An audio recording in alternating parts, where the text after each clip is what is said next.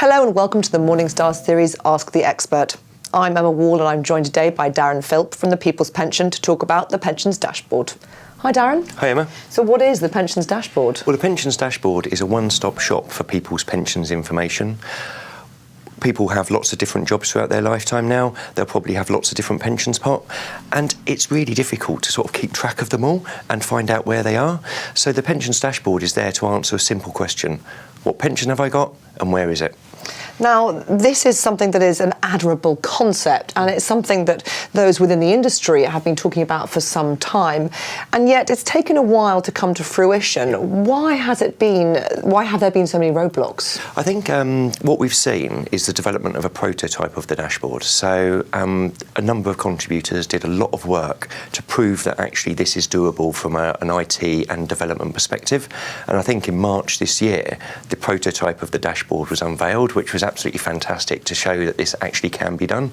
And I was never in any doubt that it would be done, because it happens in other countries. Other countries have got a dashboard, so I don't think technology is the barrier.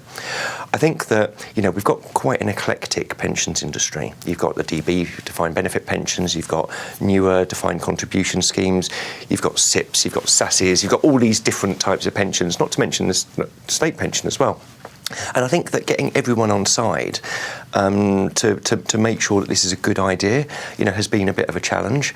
But I think that as the technology's been proven and as the research has been done to demonstrate what the benefits of this dashboard would actually be, I think more and more people have come on side, and that's a great thing. And what do you think the dashboard prototype needs in order to make it a success? Is there anything for you at the People's Pension where it's glaringly missing? I think that the dashboard prototype works. The technology works. Okay, it needs to be sort of rolled out at scale now, and there's some really tricky and knotty issues around data protection and identity verification and all that needs to be worked through. But you get enough clever people around the table and those issues aren't insurmountable. I think the project so far has been done on a voluntary basis, so it's almost like goodwill of certain players within the industry that have funded this and have driven it forward. But really, a dashboard can only work if everyone's on it. Just imagine, Emma, going onto a dashboard and only seeing half your pensions information on there. That'd be quite disappointing, wouldn't it? That wouldn't be a great customer experience. So what we've been calling for is the government to do some serious work on this and ultimately legislate to ensure that the state pension's on there, and eventually that we get all pension schemes plugged into the dashboard. Now that's quite a challenge, but we think it's a challenge that will ultimately be achievable. We will do this, but also we think it will reform pensions. It will improve efficiency. It should increase value for money for people. It should increase transparency. All issues that we've got with the industry. So, to my mind, the dashboard's a good thing, but I think the government does need to legislate to make it compulsory.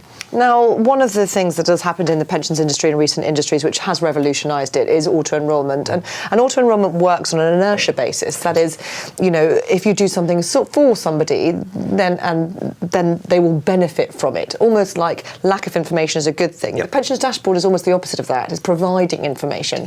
How do we get the balance between providing enough information for people to be engaged and not too much information that they become overwhelmed? Because that is a risk. It is, and I'm a big believer in defaults. I'm a big believer in auto-enrolment.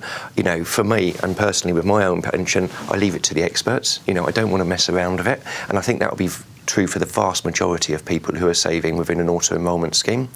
But within an auto-enrolment scheme, you get people that move jobs quite a lot, and it's really difficult to keep track of your pension. And, you probably once in a decade will think, I need to think about my pension.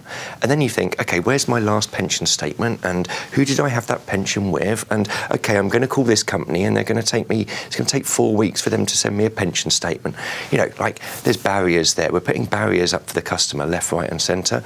And I think what the dashboard does, for when people need to make decisions, when people need to think about their pensions, it provides that one-stop shop so people can see all their information in one place and removes a significant barrier to that engagement. It's not a panacea.